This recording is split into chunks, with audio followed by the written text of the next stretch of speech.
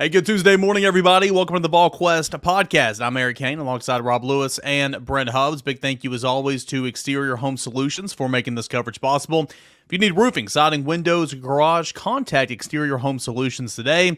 They've been local and trusted since 1999. That phone number for a free estimate, 865-524-5888. You can visit them online at exteriorhomesolutions.com. Big week coming up. Of course, Tennessee a 59-3 winner over UConn. We can look back on that for just a little bit, but Tennessee and Missouri on the road this weekend, both 7-2 football clubs, 3-2 in the SEC. A big one coming up on the road this week, Brent Hubbs. Yeah, I mean, it is. And I think Saturday against UConn was kind of two games within one to kind of talk about when you look at it. Rob, there's not a whole lot to make from the veterans. Tennessee got them in and out as quick as they could. But then the young guys, it's kind of its own separate storyline. It has no effect on this week's game. But some of those young guys showing up and the opportunities that they get to play there is a good storyline for this team moving forward, whether it was Nico or whether it was Ricky Gibson and some of these other young players. They got Addison Nichols and, those guys that got a chance. For the veterans, it was exactly what you needed. Get in, get out, get lathered up a little bit, and then get yourself ready for Missouri. That's where their focus is. But for Josh Heupel and the staff, a lot of good stuff to look at from the young guys as you finish out this season and get ready for spring practice. Yeah, I couldn't agree more at all. And Hubbard, I don't discount what the old guys did because they didn't do it in two previous, opportunities against non-conference opponents, where they were heavy favorites and they kind of sleptwalk, or were lethargic. And, we didn't have the opportunity to see all the young kids. So I thought that was – I don't dismiss that as being a nothing. I think the fact that they were focused and executed and, it was a blowout by halftime, I think that shows growth for this team. But yeah, I mean, after what you saw on Saturday, it kind of, as a fan, and I would say especially as a coach, makes you regret even more that you didn't blow Austin Peay out by halftime, that you didn't, that you weren't up, couldn't take control in the third quarter against UTSA, because that was some really good work. I mean, I don't want to make too much of it, but I think that was a real benefit to all those young guys that got some reps on tape, that are going to get coached as a result, and for just being out there and seeing what it feels like. I think you kind of go through this, these types of games, and you have a checklist, right? My checklist, I wrote about in Big Three. Explosive plays. Tennessee, 82 yards out of the chute there from Jalen Wright, 60 yards to Ramel Keaton, 83 yards to Squirrel White. Check, explosive plays. Run game, check. Quarterback efficiency, check. That was and defensive scores. I mean, none of us had defense scoring 3 times, but defense didn't allow a touchdown after not being as tight as you want in pass defense in the first half. 200 yards of total offense for UConn. The second half, only 56 yards. So you go down that checklist, and Tennessee performed well. Then you start playing those younger games. Those younger guys. You go into that different type of game, as Brent was talking about. Let's see what the Addison Nichols at left guard. Let's see what the Ricky Gibsons and all these other Cam Seldons. And then let's see what Nico gets. We hadn't really talked about it, guys, but 2 series. Nico Iamaleava, there we go. 5 of 9, 86 yards and a touchdown. He drew the praise of his head coach, drew the praise of his teammates. In fact, on Monday, Josh Heupel and McAllen Castles had a lot of great things to say about the career touchdown number 1 from Nico Iamaleava. First one's always a big one as an individual player, for Nico, and then for the guys around him too, to be excited for him and what he did. That's offensive lineman, skill guys. It's Joe. It's everybody. They see the work that he puts in, the type of player that he is, and that was a big moment for him. Just for him to go out there and kill it the way he did was awesome to see. Especially, I get most of my reps with him every day, so it kind of just felt second nature. And he was spinning the ball out there, and for me to catch it was a big deal. I kept the gloves. I had him sign it today, so those will probably be hanging up in my house after his career here. So pretty cool.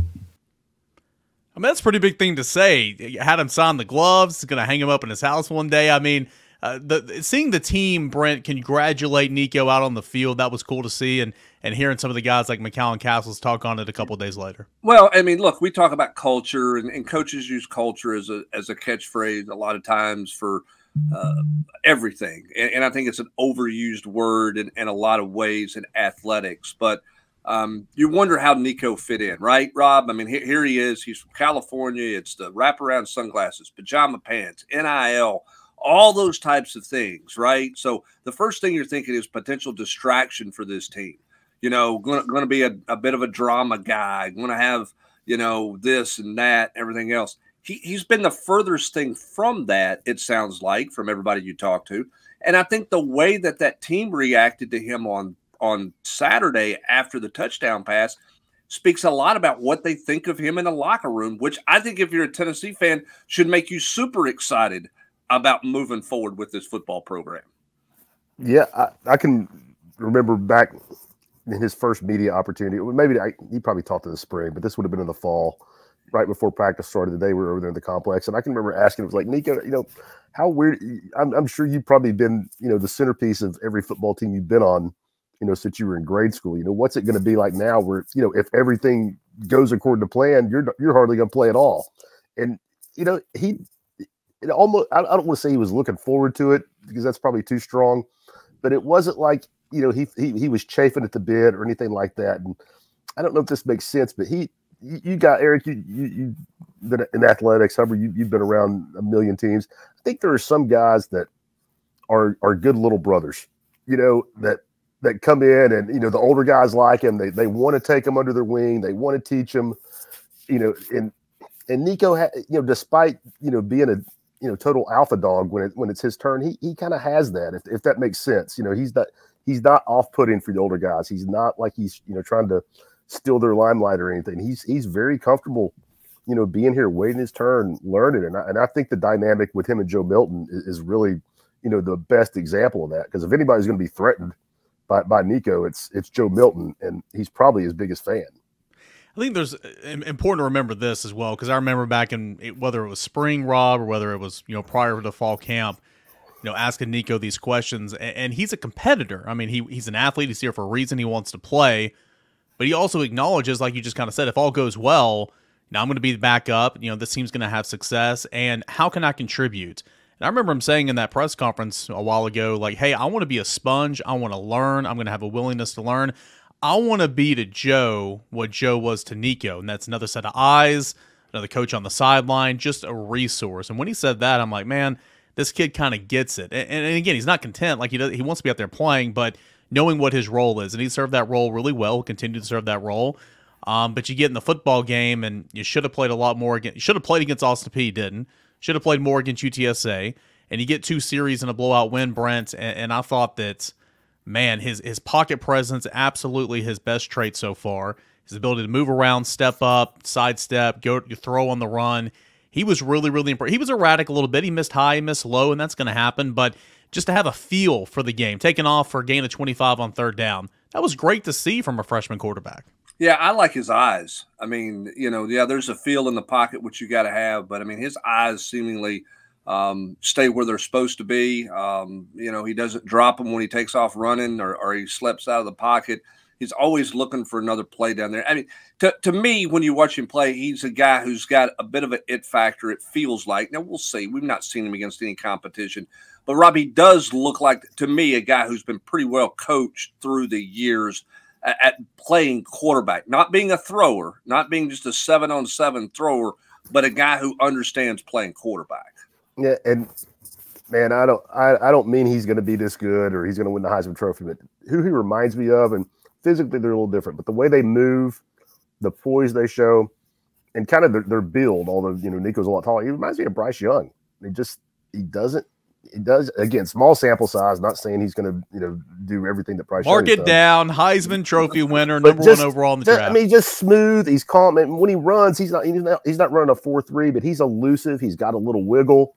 You know, like what Hubbard said about him keeping his eyes downfield. I mean, you saw it. His longest, you know, completion of the day was the one where he slipped out of the pocket and found Caleb Webb, you know, on the sidelines downfield. So there's just a lot to like. I'm going to say there is no reason to temper your expectations based off our small sample size. And Hubbs and I talked about it on the Rocky Top Rewind. I mean, that's a play where step up in the pocket, move, you know, running, you know, horizontally and keeping the eyes down the field. Caleb Webb coming back to help his quarterback, catching it and then getting upfield. Again, that was really, really good to see. Nico performed well. We talk about Ricky Gibson a lot. David Hobbs gets in there. Of course, these linebackers been playing a lot. Cam Seldon got some extended runs. Some of those linemen. Nathan Leacock got in the game later at wide receiver. Ethan Davis, Rob, I think is a guy that kind of shined a little bit. Who were some of those younger guys that we haven't gotten to see play that kind of jumped off the screen a little bit? I mean, you rattled everybody off. I mean, pretty much. I mean, I thought Seldon. I mean, just got 6 carries, but just I mean, you can see why they like what they have there. Ethan Davis, man, just slap that kid in the weight room and make sure he takes 2 peanut butter sandwiches back to the dorm every night because he looks like he's got all the potential. But it was just great to see those guys. I mean, Nico obviously stole the show. I think Hobbs quietly has been really, really good. This fall playing more and more, and just cannot stress how much of a benefit I think it is to get those young guys those kind of reps, even if it is against UConn or Austin Peay or whoever. Well, and that's what those November games are supposed to be about. If you're going to play them, right, and everybody plays one of them. I mean, we've got the week coming up here, I guess, and another week where half the league is playing one of those games while Tennessee's playing Georgia. So everybody gets one in November. And I wrote about this and talked about it last week. I think this game has taken on a greater level of importance than it ever has because of roster management and the decisions you're having to make as a coaching staff, decisions you're making as a player on, where you fit into the program, what the coaches think of you. Hey, this guy's ready. Hey, he needs more time. We got to go to the portal to get some help. I mean, I think this game takes on a greater importance than it ever has. And I think that's why when Josh Heupel was asked on Monday, about, playing it all the way out, right? You're playing your offense till the end. I mean, you can't make an evaluation about how a guy fits in your offense if it's bleed the play clock down to 0 and you hand it off 3 times. You got to let those guys play to make an evaluation on kind of where you are. And it's not just Nico.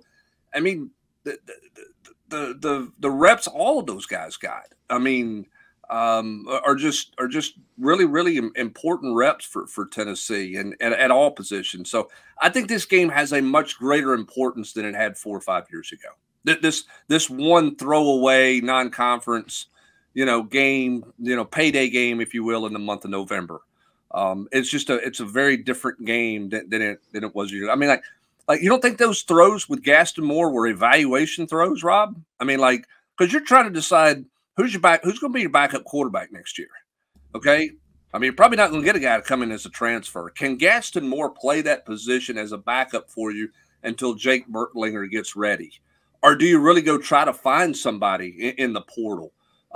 Those are things you make those decisions based on some of the reps that those guys got. That's why you got to play it out, even though it makes opposing coaches mad from time to time. Yeah, I mean, and I can see coaches getting mad, but I also think that they're all in the same boat. They should be able to understand it. And I would add, positionally, I'm not saying you're going to totally base your decision on what you saw in the second half, but I mean, I think it's those offensive linemen. I mean, we've all talked. I mean, what are Tennessee's needs in the portal? Which of those offensive linemen, they're the freshman, sophomore, first, second year players, who's legit going to turn into an SEC player? I'm not sure that they saw enough on Saturday to make that determination, but they saw more than they have at any other point this year to at least start to decipher what your needs are going to be in the portal. For reasons you guys already mentioned, I just a little sidebar here. I can't stand when coaches get mad about a team trying to show them up or run up the scoreboard. There's a clear difference. I mean, when you have now last year Missouri, there can be something there. Of course, I remember Joe Milton took a shot at the Squirrel White, got it down inside the 5, and they punched it in there. But still, that's your second team offense. You have Gaston Moore, you have Navy Schuler, you have all these offensive linemen. Allow them to run the offense. They give your defense a scout every single day. It's, again, your third, fourth stringers in there. Allow them to run the offense. I've never understood coaches getting upset about running up the score whenever it's third and fourth stringers in there. And that's what Tennessee did on Saturday. So I've really never understood it when you just cashed a 7-figure check. Exactly. To play the game. Yeah. Well, and listen, you can be mad at and I don't know if that's what Moore was mad about. I know there was the pregame stuff, or dust up, if you will, whatever that was. But I mean, if he don't think Tennessee could have scored more points in the fourth quarter, then he ain't paying attention to where he's at and where his football team was. I mean, If they'd have went fast, Davy Shuler would have had a touchdown drive. Yep. I mean, they could have scored there if they wanted to score, and they didn't. So, I mean, but again, I think it's of greater importance with the transfer portal and decision kids are making and the decisions you have to make with roster management. I think it's more important to do that now than it's ever been, and coaches better get used to it. I'm with you, Rob. You don't make a complete evaluation on a dozen fourth quarter snaps or 12 fourth quarter snaps. But if you don't get those snaps, you don't have anything to base any kind of in-game evaluation on. So they are meaningful, and they are more meaningful than they have ever been, and that's my point. Re-recruiting your roster. It happens all across the country in the month of December. Coaches, again, people complain about coaches making all this money. They've never sure, it's a pretty penny, I get it, but with everything they have to do besides coaching football nowadays, it's worth every penny because there's so much going on, and that's why those snaps are so critical in the fourth quarter. Hey, we'll come back. Let's shift the gear to Missouri. Huge game coming up on Saturday. Really good offense, good quarterback, good run game, an NFL receiver, and a solid defense.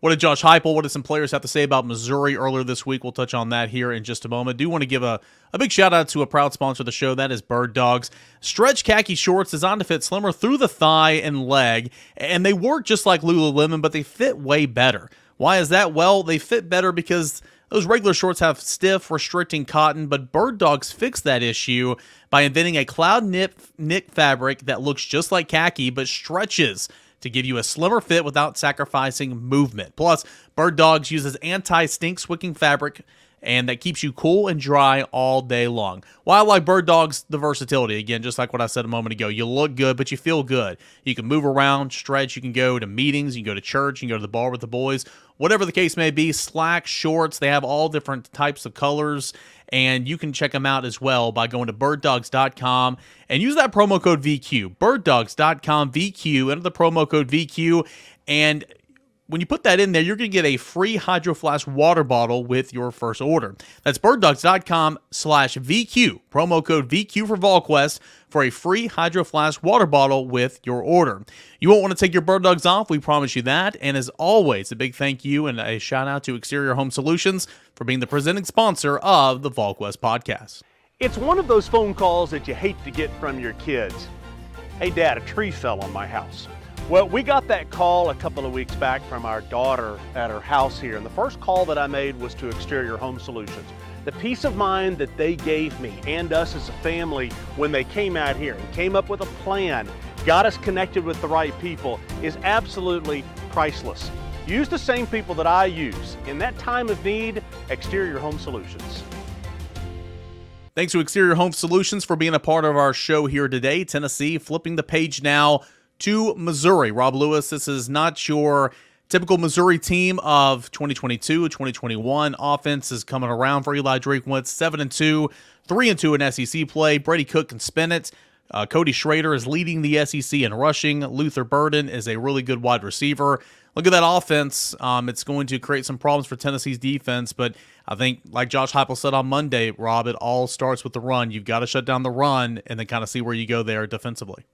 Yeah, I mean, they want to be really balanced and have been, for most of the year. I mean, Burden gets a lot of hype, but really, Cook has improved a lot as a junior. Was just doing some preliminary stuff today for the matchup, and the biggest thing that jumped out to me is he's averaging more than two full yards per attempt as a thrower. That's a big jump. He went from 7.1 to 9.2. Which is significant. I think Burden's probably a factor in that. And I'll tell you another one, Missouri's protecting the passer. I mean, he's able to hang in the pocket. He's only been sacked 16 times this year. So he's able to, hang in there and get downfield. And another part, they have better balance, Eric, as you mentioned, with the running attack. Schrader's leading the league.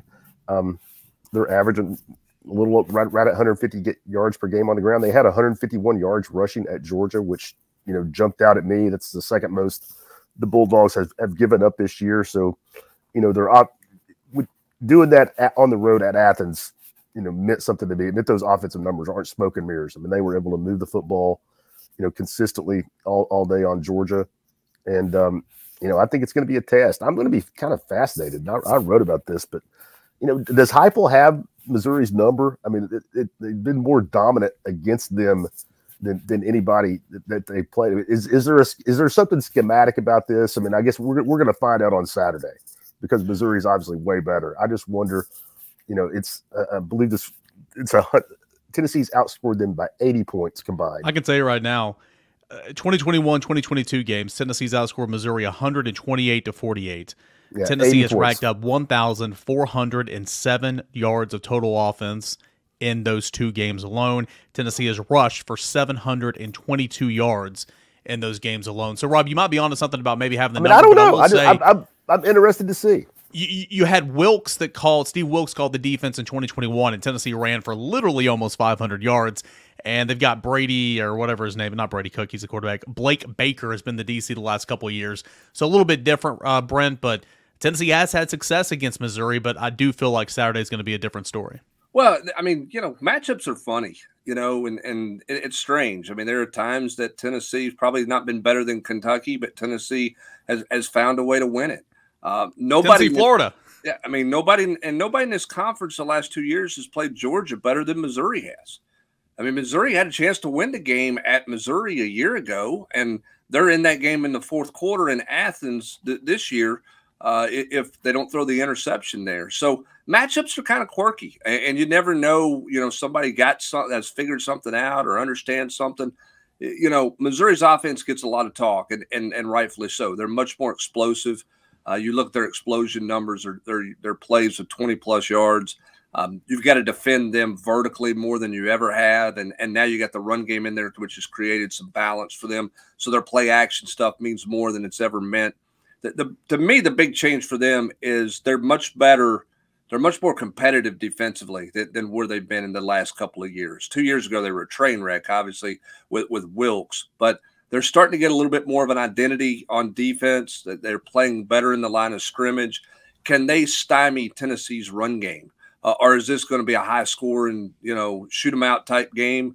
We'll be interested to see. I do think Missouri's defense, while not great, has made more strides than probably they get credit for, because everybody's talking about, Drinkwitz's offense and Brady Cook, who has obviously been much better, but kind of secretly they've gotten better on defense to make them more competitive.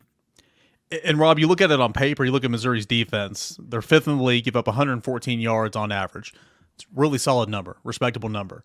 That's what Tennessee gave up on average last year, and I think that was 2nd in the conference by season's end. Anyway, but you look at the nitty-gritty of it, and anybody with a pulse that has a run game, it's not been as great. Kansas State earlier this year, 138 rushing yards. That's not a huge day, but it's a good day.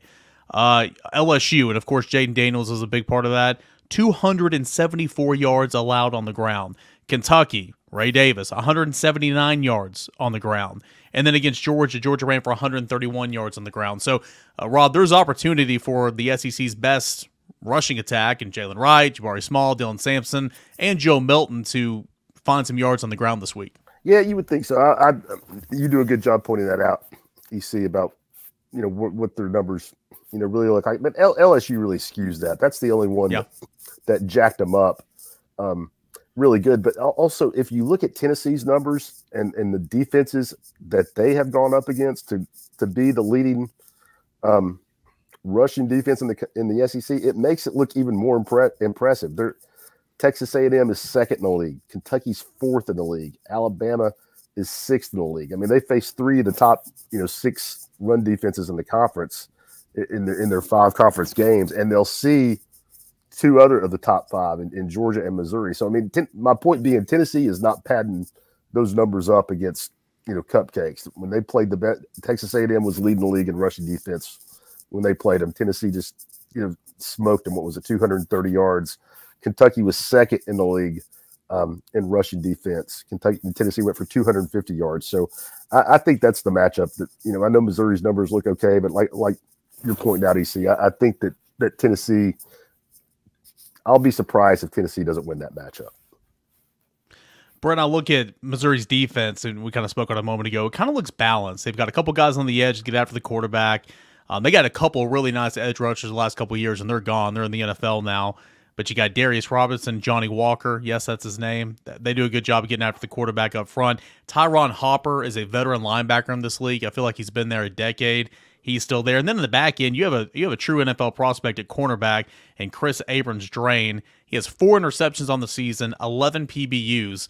Again, it's a defense that's improving, middle of the road numbers wise in the SEC, but pretty well balanced from the front line to linebacker to the defensive backfield. Yeah, and they're not great, but they're so much better than they've been the last couple of years statistically. Now, we'll see how it battles out. I mean, it's interesting because Tennessee is still, when they kick this game off on Saturday, Tennessee is still going to be very much in the hunt possibly for the SEC East. Now, Georgia can end that against Ole Miss Saturday night, but we'll see what happens there.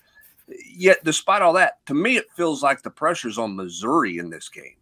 But because, I mean, they haven't been competitive against Tennessee the last 2 years, Rob. And so it feels like that this is more about can Missouri take the next step than it is about Tennessee. If Tennessee wins, it'll be, yeah, well, Tennessee's supposed to win. They always beat Missouri, right? They've got their number. If they lose, then it'll be, wow, Missouri's really, really taken a step forward.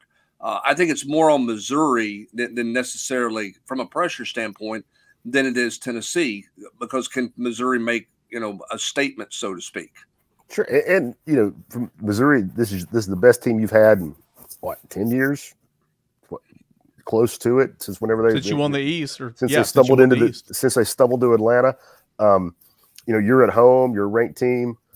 And like Hubbard said, this is a series that Tennessee has just owned. And meanwhile, they've had a really good season, especially considering where they've come from, but they don't really have a great win. I mean, Kansas State, is that the one, you're going to hang your hat on that, winning on, you went on the road at Kentucky, but, this would by far, be their best win.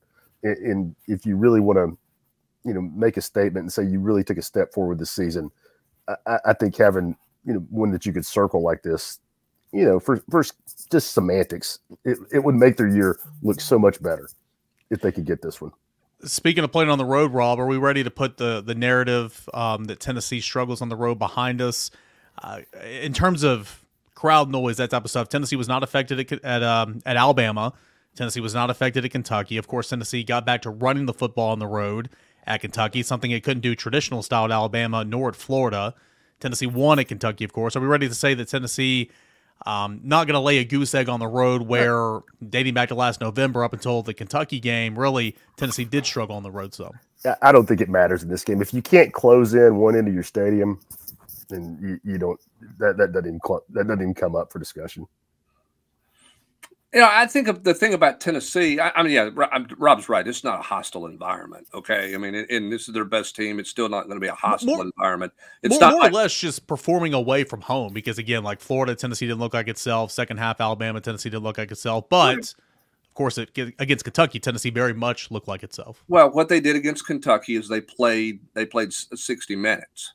Okay, I mean, Florida, they got the lead at the end of the first quarter, and then they decided that they just no-showed in the second quarter and put the game out of reach where they couldn't get back into it because they had 15 minutes that they just didn't – they played bad football, okay? I mean, defensively, they were bad. Offensively, they didn't have any rhythm. That was a bad quarter of football. At Alabama, the third quarter was a bad quarter. You have a bust to start the second half, really bust 2 plays, give up points. You have the crazy fair catch thing that messes you up there. Then you go for it, and all of a sudden you've given the game away before you ever got into the fourth quarter of that football game. So for me, it's not so much about Tennessee's great road struggles like they're not ready to play or they can't handle this. It's about playing 60 minutes on the road. They did that against Kentucky. They played much closer to a 60-minute football game. They weren't perfect. They played much closer to a 60-minute game against Kentucky, even though they let Leary look like, a Johnny Unitas, a watch list guy at that point. But they did take away the run. So to me, it's about playing 60 minutes on the road. Don't have that mental lapse, that lull that puts you in trouble like it did at Florida and Alabama. Rob, is Tennessee good enough to win on the road if you do just that? I mean, I asked Josh Heupel this on Monday. When you have a team that's really balanced, much like Tennessee, but this being Missouri, that runs the football well, can throw it around. How do you balance trying to stop both? He said you got to stop the run because you can do everything off the run. If Tennessee follows the script it did against Kentucky, shut down the run, allow Brady Cook to win the game with his arm, is Tennessee good enough offensively to kind of keep score on the road and win this football game? I mean, we'll see, obviously, but I think they are. And again, I have a lot of faith in that ground game, and it's because, like I said, I'll reiterate just who they have had their success against, and I just think I think they're good to lean on, but you do have to stop the run. But Tennessee's got at this point statistically the best defense in the SEC in doing just that. So, I mean, I don't think it'll be easy, and I'm not going to be surprised if Missouri wins, but I think line of scrimmage-wise, I think Tennessee has the advantage, and, I think that'll show up. Now they do have to stop the run because I know, Hubbard, you wrote about this. The pass rush has not been getting home since the first half at Alabama. It's been a dry road. So, get Missouri in 3rd and 7, keep them in 3rd and 8, 3rd and 9, and you can change that. But then that's another huge reason why you have to stop the run. Yeah, I think that inside pressure has just got to show up in this game. I really do. I don't know that they have to get home with a bunch of sacks, but man, they're just those outside guys are coming way up field. They're kind of getting pushed out, and it's creating this pocket for the quarterback to step up and get very comfortable in. And Devin Leary was comfortable in it and threw for 300 yards. And for a while, Roberson was comfortable with it in the first half. Now, Tennessee in the second half flipped that script and got in his face. He's throwing off the back foot. He throws 2 pick sixes. They have got to get in Cook's face and make him uncomfortable. I don't think you can just rely on James Pierce to try to get home off the edge. Tennessee's inside push has got to get back to where it was earlier in the year. I don't think since the half at Alabama – They've done a great job there. Were they held? Yeah, they've been held. I mean, but guess what? There's 3 things we're not seeing in college football very often right now. One, they're not calling defensive pass interference very often. Okay, they're kind of letting you do whatever you want to do out there. 2, they're not calling many holding calls. And 3, I guess they put a chip in the football to mark the football, because when's the last time somebody brought the sticks out to measure for a first down? Okay, if you don't think it's about trying to speed the game up, I'll give you a couple of examples right there, right? I mean, so you're not going to get a bunch of holding calls, is my point. You got to fight through it, and you still got to find a way schematically. You got to find a way with your hands, your hips, to get in Brady Cook's face and not let him step up and be really comfortable throwing the football. You can't just rely on that outside edge pressure. And Rob, if I'm Tennessee's corners, if I'm Gabe Jeudy-Lally, if I'm Danico Slaughter, Turnage, Gibson, whoever the heck's out there, I am playing physical on Luther Burden, on Theo Wees, on Mookie Cooper. Not holding, because they're calling defensive holdings. We've seen that a lot this year.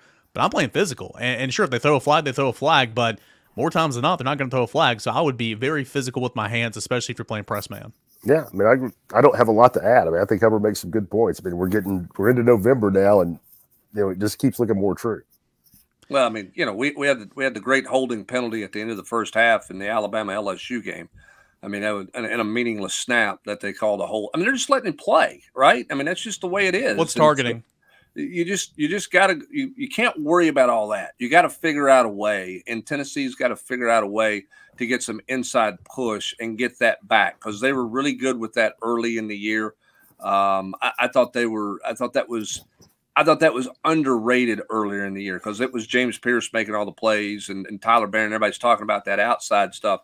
The inside push was really good, creating some of those sacks. Tennessee's got to get that inside push back this week against Missouri. And yeah, play physical, because if they throw it, okay, it's going to be one of those type of games, because typically it's not been one of those types of games in college football. That deal at the end of Oklahoma State was like, what in the world? So, I would play physical until somebody flagged me, because I just don't know how much they're going to flag you right now. You blink and it's almost over. 3 games left in the regular season. They're all important for Tennessee, obviously. The next 2 very important, but the most important one is coming up Saturday on the road at Missouri. Again, both teams 7-2, 3-2 inside SEC play. it's going to be a dogfight. It's going to be a really good game. And Brent Hubbs, there's no better place to get ready for that matchup. Tons of preview content. We'll have the Rocky Top Roundtable tomorrow, the Mailbag Podcast on Thursday, Rob's matchup piece on Thursday, Game Quest, 10 things I think. I mean, we've kind of in a groove here in the football season, but no better place to get ready for Missouri than over at Volquest.com right now. Yeah, absolutely. And we're in the crossover month. You got basketball, got full basketball coverage. Tennessee's got a Friday night matchup in Madison, Wisconsin, which is a great early season matchup. It's kind of lost on a Friday night right ahead of a college football weekend and everything else going on. But there's great basketball stuff going on, good coverage on the basketball front. Getting ready for a huge visit weekend against Georgia. We'll start diving into some of that stuff that later this week. Matt will have that some of that stuff in Trail Tidbits on Wednesday. Just a ton going on right now. This is a busy month with a lot of things happening. Big time football games, early season basketball games that are important for this team. We're going to cover it all for you at Volquest. And complete coverage of Game 1 of the Fall World Series from Kodak, Tennessee at Smoky Stadium. That'll be at Volquest.com on Thursday evening. Exterior Home Solutions, big thank you to them for being a part of the show. If you need roofing, siding, windows, a garage, contact Exterior Home Solutions today. Again, they've been local and trusted since 1999. A free estimate, 865-524-5888.